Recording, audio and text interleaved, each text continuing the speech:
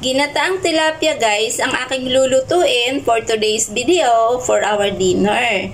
Ito ay gagata ko at lalagyan ko po ng dahon ng malunggay. At ang aking ipapaasim po ay itong santol. Santol ay ito ay tatadtarin ko guys at ilalagay ko sa ilalim. Itong bali pampaasim. Kumbaga dapat ipapaksiw muna sa suka. Ang gagawin ko ay santol ang aking ilalagay sa pangilalim. Masarap ito guys. Ayun. Ganito guys ang pagpatas ng santol sa ilalim. Yan, ilalatag natin ng santol na siyang paglalagyan ng isda. Sa ilalim nakalatag po ang santol. Gagawin po natin ay ganito po siya.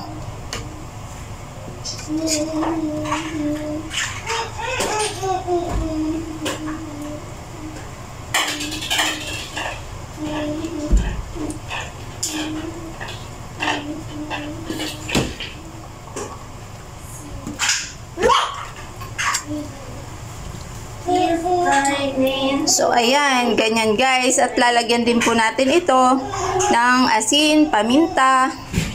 So ito na guys, meron na itong asin at paminta, at lalagyan din siya natin ng tubig.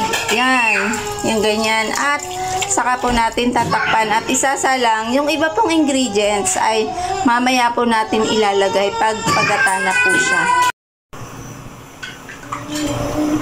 So, ayan na guys, ang ating pinaksiw sa santol. Kasalukuyang kumukulo na at luto na siya. At ito naman po ang ating mga panlagay. Ito ay unang piga ng gata guys. Yung unang piga lang ang aking ilalagay. Ito naman ang ating herbs na sangkap na ilalagay din: sibuyas, luya, bawang, siling green, titimplahan natin ng konting patis, at ito naman po ang ating gulay. Gulay na malunggay, natatanggalan ko pa ng mga maliliit na tangkay. So ayun guys, ito ang ating for today's video for dinner. Lalagay na natin guys ang mga herbs o mga sangkap ng ating tilapia para sa paggagata. Kanya-kanya tayong style ng pagluluto guys. Depende sa inyo kung ano ang prepared na gusto nyong gawin sa mga sangkap. Kung ano yung mga dapat unahin o dapat mga ilagay. Basta ako, ito po ang aking ginagawa. So, ayan. Dahil ilalagay na po natin ang gata. Ilalagay natin guys ang sili at ilalagay na po natin ang unang gata. So, ayan. Hayaan lang po natin yan guys na ganyan.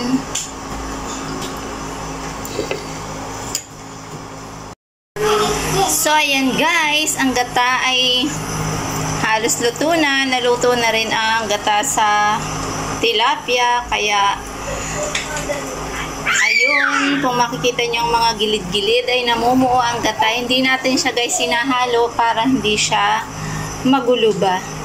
So ayan, iniluto muna natin yung tilapia sa gata para naman mag-absorb ang mga sangkap at ang ating panimpla. So ngayon ilalagay na natin guys ang malunggay.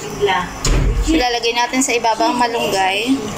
At hayaan natin guys na mag-absorb yung malunggay. Once naman yan ay nainitan, unti-untiin natin iaano sa pailalim para maluto din ng gata ang malunggay. So ayan.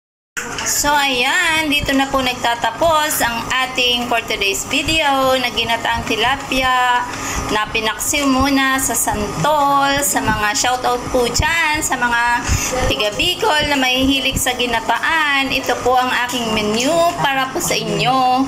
Ginataang tilapia na pinaksiw sa santol.